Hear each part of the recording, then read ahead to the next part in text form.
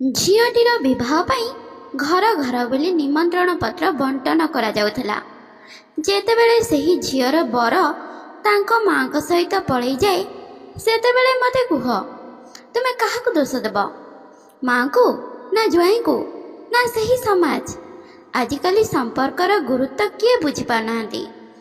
ଏହି କାହାଣୀ କେବଳ ଜଣେ ଶାଶୁ ଏବଂ ଜ୍ୱାଇଁଙ୍କର ପଳାୟନ ବିଷୟରେ ନୁହେଁ, ଏହା ଏକ ଭଙ୍ଗା ପରିବାରର କାହାଣୀ, ଯେଉଁଠାରେ ଝିଅର ଲଜ୍ଜାରେ ଆଖି ବନ୍ଦ ହୋଇଯାଏ, ଯେଉଁଠାରେ ଲଜ୍ଜା, କ୍ରୋଧ ଏବଂ ଅସହାୟତା ବାପାଙ୍କ ହୃଦୟକୁ ଏକାଠି ପୂରଣ କରିବାକୁ ଲାଗିଲା, ଯେଉଁଠାରେ ମା ନିଜ ଘରର ସମ୍ମାନ ବିକ୍ରି କରିଦେଲା।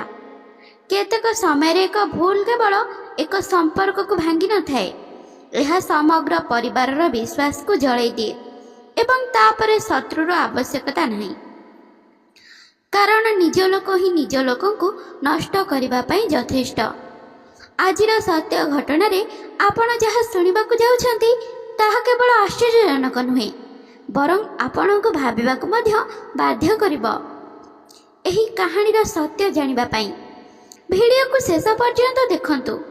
ଆଗକୁ ଯିବା ପୂର୍ବରୁ ଦୟାକରି ଭିଡ଼ିଓକୁ ଗୋଟେ ଲାଇକ୍ କରନ୍ତୁ ଏବଂ ଆମ ଚ୍ୟାନେଲକୁ ସବସ୍କ୍ରାଇବ୍ କରନ୍ତୁ। ନମସ୍କାର ବନ୍ଧୁଗଣ, ଏହି ସତ୍ୟ ଘଟଣାଟି କଟକ ଜିଲ୍ଲାର ହରିପୁର ଗାଁରେ।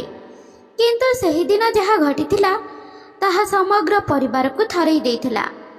ଝିଅର ବିବାହ ପାଇଁ ପ୍ରସ୍ତୁତି ଜୋରସୋରରେ ଚାଲିଥିଲା। ସବୁକିଛି ସ୍ୱପ୍ନ ପରି ଲାଗୁଥିଲା। ରମାଦେବୀ ତାଙ୍କ ଶାଢ଼ୀର କାନି ଧରି ସ୍ୱାମୀ ରାଜେଶକୁ କହିଲେ ଯେ ସେ ଜାଣିନଥିଲେ ଯେ ଏହା ତାଙ୍କ ପରିବାରର ଶେଷ ଖୁସିର ଦିନ। ସନ୍ଧ୍ୟାରେ ଫେରିବା ପରେ ସେ ତାଙ୍କ ଝିଅ ସୋନାଲିକୁ ପଚାରିଲେ, ଝିଅ, ତୁମର ମା କେଉଁଠି? ସୋନାଲି କହିଲା, ସେ ବଜାରକୁ ଯାଇଛି, ସେ 4ଟା ବେଳେ ଚାଲିଗଲା। ସେ କହୁଥିଲା ଯେ କିଛି ସମୟ ଲାଗିବ। ରାତି 8ଟା ବାଜିଗଲା, ଦେଖୁ ଦେଖୁ 9ଟା ମଧ୍ୟ ବାଜିଗଲା, କିନ୍ତୁ ରମାଦେବୀ ଫେରିଲେ ନାହିଁ। ରାଜେଶ ବାରମ୍ବାର ଫୋନ୍ କଲେ, ପ୍ରତ୍ୟେକ ଥର ସମାନ ଉତ୍ତର, ମୁଁ ଯାଉଛି, ଆଉ ଟିକିଏ ସମୟ ରୁହ। କିନ୍ତୁ ହଠାତ୍ ଫୋନ୍ ବନ୍ଦ ହୋଇଗଲା। ରାଜେଶର ଅସ୍ଥିରତା ଏବେ ଭୟରେ ପରିଣତ ହେଉଛି। ସେ ତାଙ୍କ ଜ୍ୱାଇଁ ଶୁଭମକୁ ଫୋନ୍ କଲେ, ସେହି ଶୁଭମ ଯିଏ ତାଙ୍କ ଝିଅ ସୋନାଲିଙ୍କ ସହିତ ବିବାହ କରିଥିଲେ। ଶୁଭମ ପ୍ରଥମେ ସିଧା ମନା କଲେ, ସେ ମୋ ପାଖରେ ନାହାନ୍ତି। କିନ୍ତୁ ଯେତେବେଳେ ରାଜେଶ ଶୁଭମ ସହିତ କଥା ହେଲେ, ଶୁଭମର ସ୍ୱର ବଦଳିଗଲା। ତାଙ୍କ କଥା ଶୁଣି ରାଜେଶ ଆଶ୍ଚର୍ଯ୍ୟ ହୋଇଗଲେ। ବାପା, 15 ବର୍ଷରେ ତୁମେ ରମା ମାଉସୀଙ୍କୁ କ'ଣ ଦେଇଛ? କେବଳ ଯନ୍ତ୍ରଣା, ତାଚ୍ଛଲ୍ୟ ଏବଂ ଅବମାନନା। ଏବେ ସେ ତୁମ ପାଖକୁ ଫେରିବ ନାହିଁ। ଏବେ ମୁଁ ତାଙ୍କର ଯତ୍ନ ନେବି।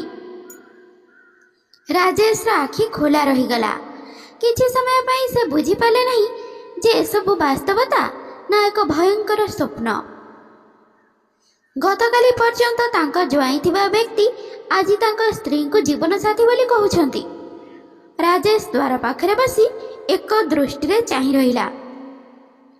ହୁଏତ କେହି ଆସିଥାନ୍ତେ, ହୁଏତ କିଛି ଖବର ପାଇଥାନ୍ତେ, କିନ୍ତୁ କେବଳ ନୀରବତା ଆସିଲା। ମନେ ହେଉଥିଲା ଯେପରି ସମଗ୍ର ଘରର କାନ୍ଥଗୁଡ଼ିକ ଚିତ୍କାର କରି କରି କିଛି କହୁଛନ୍ତି। ଝିଅ ସୋନାଲି ଚାଲିଗଲା, କିନ୍ତୁ ତାଙ୍କ ଆଖିରେ ଝଡ଼ ସୃଷ୍ଟି ହେଲା ପରି ଲାଗୁଥିଲା। ସେ ବୁଝିପାରିଲା ନାହିଁ ଯେ କିଛି ଘଣ୍ଟା ପୂର୍ବରୁ ବିବାହ ପ୍ରସ୍ତୁତିରେ ବ୍ୟସ୍ତ ଥିବା ମା ହଠାତ୍ ଅନ୍ୟ କାହାର ହୋଇଗଲେ। ଆମେ ତାଙ୍କୁ ଦେଖିଲୁ ନାହିଁ। ସେ ସାରା ଦିନ ସାରା ଅଞ୍ଚଳରେ ବୁଲୁଥିଲେ। ପ୍ରତ୍ୟେକ ଦୋକାନ, ପ୍ରତ୍ୟେକ କୋଣ, ପ୍ରତ୍ୟେକ ସମ୍ପର୍କୀୟଙ୍କ ଦ୍ୱାର ଠକ୍ ଠକ୍ କଲେ, କିନ୍ତୁ ରମାଙ୍କର କୌଣସି ସନ୍ଧାନ ମିଳିଲା ନାହିଁ। ସନ୍ଧ୍ୟାରେ ଯେତେବେଳେ ସେ ତାଙ୍କ ଝିଅ ସୋନାଲିକୁ କାନ୍ଦୁଥିବାର ଦେଖିଲେ, ରାଜେଶର ଆଖିରେ ଭୟ ଆସିଗଲା, ଯାହା ଜଣେ ବାପା କେବେ ତାଙ୍କ ପିଲାମାନଙ୍କୁ ଦେଖନ୍ତି ନାହିଁ। ଏବଂ ତାପରେ ସେହି ମୁହୂର୍ତ୍ତ ଆସିଲା ଯାହା ତାଙ୍କ ଜୀବନକୁ ଭିତରୁ ଭାଙ୍ଗି ପକାଇଲା। ଘରର ଏକ କୋଠରୀରେ ରଖାଯାଇଥିବା ଆଲମାରୀ ଖୋଲିବା ମାତ୍ରେ ରାଜେଶଙ୍କର ପାଦ ତଳୁ ମାଟି ଖସିଗଲା। ଶାଢ଼ୀରେ ଗୁଡ଼ା ଯାଇଥିବା ବାକ୍ସଟି ଖାଲି ଥିଲା। ବାକ୍ସରେ ରଖାଯାଇଥିବା ଟଙ୍କାଗୁଡ଼ିକ ହଜିଯାଇଥିଲା। ପ୍ରାୟ 4 ଲକ୍ଷ ଟଙ୍କା ଏବଂ 5 ଲକ୍ଷ ଟଙ୍କାର ଅଳଙ୍କାର ଗାୟବ ହୋଇଯାଇଥିଲା। ଏବେ ଯେତେବେଳେ ସେ ପୋଲିସକୁ ସମ୍ପୂର୍ଣ୍ଣ କାହାଣୀ କହିଲେ, ଯେ ତାଙ୍କ ସ୍ତ୍ରୀ ତାଙ୍କ ଝିଅର ଜ୍ୱାଇଁଙ୍କ ସହିତ ଗତ 5 ଦିନ ଧରି ନିଖୋଜ ଅଛନ୍ତି ଏବଂ ଘରୁ ଲକ୍ଷ ଲକ୍ଷ ଟଙ୍କା ଏବଂ ଅଳଙ୍କାର ନେଇଯାଇଛନ୍ତି। ଏହା ଶୁଣି ସମସ୍ତେ ଆଶ୍ଚର୍ଯ୍ୟ ହୋଇଗଲେ। ଥାନାରେ ଉପସ୍ଥିତ ଜଣେ ପୋଲିସ ଇନ୍ସପେକ୍ଟର ପଚାରିଲେ, ଭାଇ, ଆପଣ କେବେ ଏହା ଅନୁଭବ କରିଛନ୍ତି କି? ନା ସାର୍, ପୂର୍ବରୁ କେବେ ନୁହେଁ, କିନ୍ତୁ ଗତ କିଛି ମାସ ଧରି ମୁଁ କିଛି ଅଜବ ଅନୁଭବ କରୁଛି। ପରେ ରମା ମଧ୍ୟ ଫୋନରେ ହସୁଥିଲେ। ମୁଁ ପଚାରୁଥିଲି, ତୁମେ କାହା ସହିତ କଥା ହେଉଛ? ତେଣୁ ମୁଁ ଶୁଭମକୁ କହୁଥିଲି, ସେ ମୋର ଜ୍ୱାଇଁ। ମୁଁ ତାଙ୍କଠାରୁ କୌଣସି ପରାମର୍ଶ ନେଉନଥିଲି। ସେ ମୋ ସ୍ତ୍ରୀ ଏବଂ ମୋ ଜ୍ୱାଇଁଙ୍କ ମଧ୍ୟରେ ଏପରି ସମ୍ପର୍କ ଗଢ଼ି ଉଠିବ। ମୁଁ ତାଙ୍କଠାରୁ କୌଣସି ପରାମର୍ଶ ନେଉନଥିଲି ଯେ ମୋ ସ୍ତ୍ରୀ ଏବଂ ମୋ ଜ୍ୱାଇଁଙ୍କ ମଧ୍ୟରେ ଏପରି ସମ୍ପର୍କ ଗଢ଼ି ଉଠିବ, ତାହା ମଧ୍ୟ ମୋ ଝିଅର ବିବାହ ପୂର୍ବରୁ। ପୋଲିସ ତୁରନ୍ତ ଶୁଭମ ଏବଂ ରମାଙ୍କର ମୋବାଇଲ ନମ୍ବର ଗୁଡ଼ିକୁ ନିରୀକ୍ଷଣ କରିଲା। କଲ୍ ଡିଟେଲ୍ସ ରେକର୍ଡ ପାଇବା ପାଇଁ ନିର୍ଦ୍ଦେଶ ଦିଆଯାଇଥିଲା। କିନ୍ତୁ ଜଣେ ଅଧିକାରୀ ସ୍ପଷ୍ଟ ଭାବରେ କହିଥିଲେ ଯେ ଯଦି ଉଭୟ ପ୍ରାପ୍ତବୟସ୍କ ତେବେ ସେମାନେ ଏକାଠି ରୁହନ୍ତୁ କିମ୍ବା ପଳେଇ ଯାଆନ୍ତୁ, ଆମେ ସେମାନଙ୍କୁ ବାଧ୍ୟ କରିପାରିବୁ ନାହିଁ। ଏହା ଶୁଣି ରାଜେଶର ମୁହଁ ମଳିନ ହୋଇଯାଇଥିଲା। ତାଙ୍କ ପାଖରେ ଏବେ ଅନେକ ପ୍ରଶ୍ନ ଥିଲା, କିନ୍ତୁ ଉତ୍ତର ଦେବା ପାଇଁ କେହି ନଥିଲେ ଘରେ। ସୋନାଲିର ଆଖି ଶୁଖିଯାଇଥିଲା। କାନ୍ଦିବାରୁ ଆଖି ଲୁହ ବାହାରୁ ନଥିଲା, କେବଳ କାନ୍ଦଣା ଏବଂ ଚାରିଆଡ଼େ ବ୍ୟାପିଥିବା ନୀରବତା, ଯେପରି ଜୀବନ ବନ୍ଦ ହୋଇଯାଇଥିଲା। ବିବାହ କାର୍ଡ଼ ଛପା ହୋଇସାରିଥିଲା। ସମ୍ପର୍କୀୟମାନଙ୍କୁ ସୂଚନା ଦିଆଯାଇଥିଲା। ରୋଷେଇଆ ବିରକ୍ତ ହୋଇସାରିଥିଲା। ଟେଣ୍ଟ ଏବଂ ସାଜସଜ୍ଜା ଲୋକମାନେ ଆଗୁଆ ଟଙ୍କା ନେଇ ସାରିଥିଲେ। ଏବେ ସେ ଯେଉଁ ପୁଅକୁ ବିବାହ କରିବାକୁ ଚାହୁଁଥିଲେ ତାହା ତାଙ୍କ ମାଙ୍କ ସହ ପଳାୟନ କରିଥିଲା। ଗାଁ ଲୋକମାନେ ଧୀରେ ଧୀରେ କଥାବାର୍ତ୍ତା ହେବା ଆରମ୍ଭ କରିଦେଇଥିଲେ। ସେମାନେ କହିଛନ୍ତି ଯେଉଁ ସମ୍ପର୍କ ମା ଏବଂ ପୁଅ ଭଳି ହେବା ଉଚିତ ତାହା ଏବେ ଖରାପ ହୋଇଗଲା। ଏହା ମଧ୍ୟ ହୋଇପାରେ କି ଝିଅର ବିବାହ ପୂର୍ବରୁ ମା ଜ୍ୱାଇଁ ସହିତ ପଳାୟନ କରନ୍ତି। ପ୍ରତ୍ୟେକ ଶବ୍ଦ, ପ୍ରତ୍ୟେକ ଫୁସ୍ଫୁସ୍ ସୋନାଲିର ହୃଦୟରେ ଏକ ପଥର ହୋଇଗଲା। ତାଙ୍କ ମନ ପ୍ରାୟତଃ ଭାବୁଥିଲା, ମୋ ମା କ'ଣ ମୋ ବିଷୟରେ ଆଦୌ ଚିନ୍ତା କରୁନଥିଲେ? ସେ କ'ଣ ଗୋଟିଏ ମୁହୂର୍ତ୍ତ ପାଇଁ ଭାବିନଥିଲେ ମୁଁ ଏହାକୁ କିପରି ସହ୍ୟ କରିପାରିବି? କିନ୍ତୁ ପ୍ରକୃତ କାହାଣୀ ଏବେ ପ୍ରକାଶ ପାଇବାକୁ ଆରମ୍ଭ ହୋଇଥିଲା। ଯେତେବେଳେ ପୋଲିସ କଲ୍ ରେକର୍ଡ ଯାଞ୍ଚ କଲା, ଆଶ୍ଚର୍ଯ୍ୟର ସୀମା ପାର ହୋଇଗଲା। ରମାଦେବୀ ଏବଂ ଶୁଭମ ଦିନକୁ 10ରୁ 12 ଘଣ୍ଟା ଫୋନରେ କଥା ହେଉଥିଲେ। ପ୍ରଥମେ ସମସ୍ତେ ଭାବୁଥିଲେ ଯେ ଆଲୋଚନା ବିବାହ ପ୍ରସ୍ତୁତିର ଏକ ଅଂଶ ହେବ, କିନ୍ତୁ ଧୀରେ ଧୀରେ ଏହି ଆଲୋଚନା ଲମ୍ବା ହେଲା, ତାପରେ ବ୍ୟକ୍ତିଗତ ଏବଂ ତାପରେ ଅଶ୍ଳୀଳ ହୋଇଗଲା। ପ୍ରକାଶିତ ହୋଇଥିଲା ଯେ ଯେତେବେଳେ ଡିସେମ୍ବର 2024ରେ ସମ୍ପର୍କ ସ୍ଥିର ହୋଇଥିଲା, ଶୁଭମ ଦିଲ୍ଲୀରେ ଏକ ପୋଷାକ ବିକ୍ରେତା ଭାବରେ କାମ କରୁଥିଲେ। ସେ ପୂର୍ବରୁ ବୁଲି ବୁଲି ଦୂରରେ ରହୁଥିଲେ, କିନ୍ତୁ ଫୋନ୍ ମାଧ୍ୟମରେ ସେ ରମାଦେବୀଙ୍କ ନିକଟତର ହେବାକୁ ଲାଗିଲେ। ତାପରେ 2 ଜାନୁଆରୀ 2025ରେ ପ୍ରଥମ ଥର ପାଇଁ ରମାଦେବୀ ଶୁଭମକୁ ଭେଟିବା ପାଇଁ ତାଙ୍କ ଘରକୁ ଯାଇଥିଲେ। କୁହାଗଲା ଯେ ଜ୍ୱାଇଁଙ୍କ ଦେହ ଖରାପ, କିନ୍ତୁ ତାପରେ କ'ଣ ହେଲା ସେ କାହାଠାରୁ ଲୁଚି ରହିପାରିଲେ ନାହିଁ। ରମା ନିଜେ ସେହି ରାତିରେ ଶୁଭମଙ୍କ ଘରେ ରହିବାକୁ ଅନୁରୋଧ କରିଥିଲେ, କିନ୍ତୁ ଦୁହେଁ ପ୍ରଥମ ଥର ପାଇଁ ଗୋଟିଏ ବିଛଣାରେ ଶୋଇଥିଲେ। ଗୋଟିଏ ବୈଠକ, ଗୋଟିଏ ରାତି ଏବଂ ସବୁ କିଛି ବଦଳିଗଲା। ସେହି ଗୋଟିଏ ରାତିର ଆରମ୍ଭ ଏକ ବିପଦପୂର୍ଣ୍ଣ ଥିଲା। ଏହା 5 ରାତିର କାହାଣୀ ହୋଇଗଲା। ରମା ଏବଂ ଶୁଭମ 5 ଦିନ ପାଇଁ ସ୍ୱାମୀ ସ୍ତ୍ରୀ ପରି ଗୋଟିଏ ଘରେ ଏକାଠି ରୁହନ୍ତି। କେହି ଦେଖୁନଥିଲେ, କିନ୍ତୁ ଭାଗ୍ୟ ଦେଖୁଥିଲା। ବିବାହ ତାରିଖ ଯେତେ ପାଖେଇ ଆସୁଥିଲା, ପ୍ରେମ ନାମକ ଏହି ପାପ ଦୁହିଁଙ୍କୁ ସମ୍ପୂର୍ଣ୍ଣ ଅନ୍ଧ କରିଦେଇଥିଲା।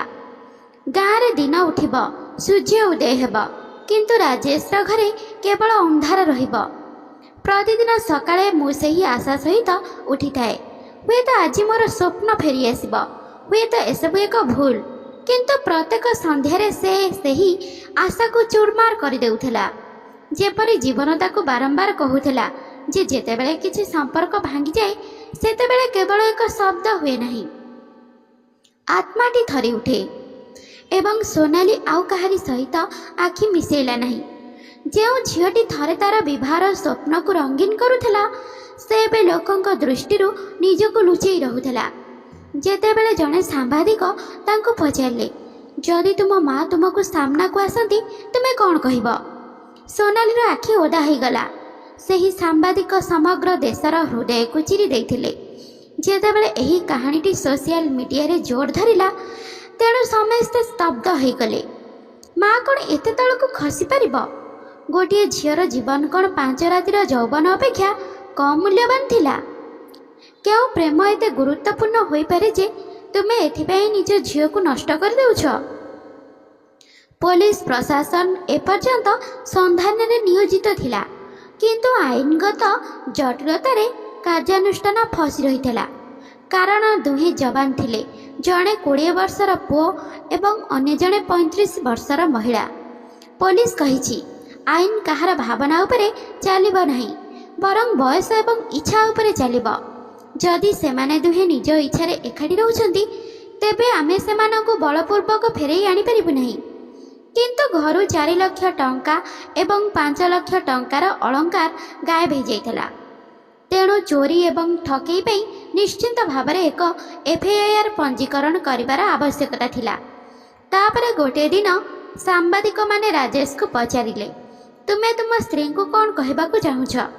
ତାଙ୍କ ଗଳା ରୁଦ୍ଧ ହୋଇଗଲା, ତାଙ୍କ ଆଖି ଓଦା ହୋଇଗଲା। ସେ ଥରି ଥରି କଣ୍ଠରେ କହିଲେ, ରମା, ଥରେ ମୋ ସାମ୍ନାକୁ ଆସ, ଆଉ ଗୋଟିଏ କଥା କୁହ, ତୁମ ଝିଅର ଜୀବନ ନଷ୍ଟ କରି ତୁମେ କେଉଁ ପ୍ରେମ ପାଇଲ? ସମୟ ବିତିଗଲା, କିନ୍ତୁ କ୍ଷତଗୁଡ଼ିକ ସେହିପରି ରହିଗଲା। ଗାଁ ଛକରେ, ରାସ୍ତାରେ, ସୋସିଆଲ ମିଡ଼ିଆରେ ସବୁ କେବଳ ଗୋଟିଏ ଆଲୋଚନା ଥିଲା, ଶାଶୁ ଏବଂ ଜ୍ୱାଇଁଙ୍କର ପ୍ରେମ, କିମ୍ବା ସମାଜର ମୁହଁରେ ଏକ ଚାପୁଡ଼ା।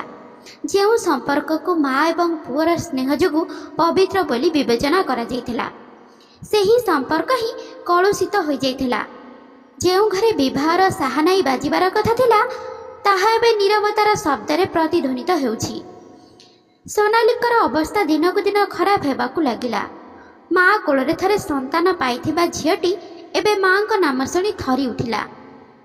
ସେ ପ୍ରତ୍ୟେକ ସ୍ୱପ୍ନକୁ ନଷ୍ଟ କରିଦେଇଥିଲା, ଲେହେଙ୍ଗାକୁ ଆଲମାରୀର ବନ୍ଦ କରିଦେଇଥିଲା ଏବଂ ବିବାହ କାର୍ଡ଼ ପିଲାଛୁଆ ସାଧାରଣ ଜୀବନ ପରି ଚିରି ଦେଇଥିଲା।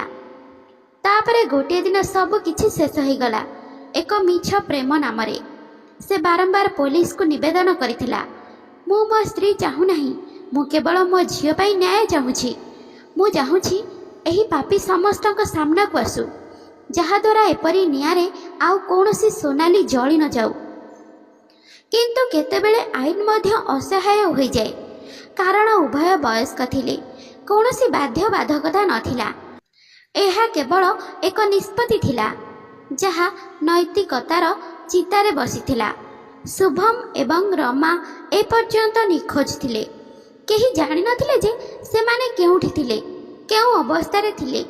କିନ୍ତୁ ଗୋଟିଏ କଥା ନିଶ୍ଚିତ ଥିଲା, ଯଦିଓ ସେମାନେ ସମାଜର ଆଖିରୁ ଲୁଚି ରହିଥାନ୍ତେ, ସେମାନେ ନିଜ ବିବେକରୁ ଲୁଚି ପାରିନଥାନ୍ତେ।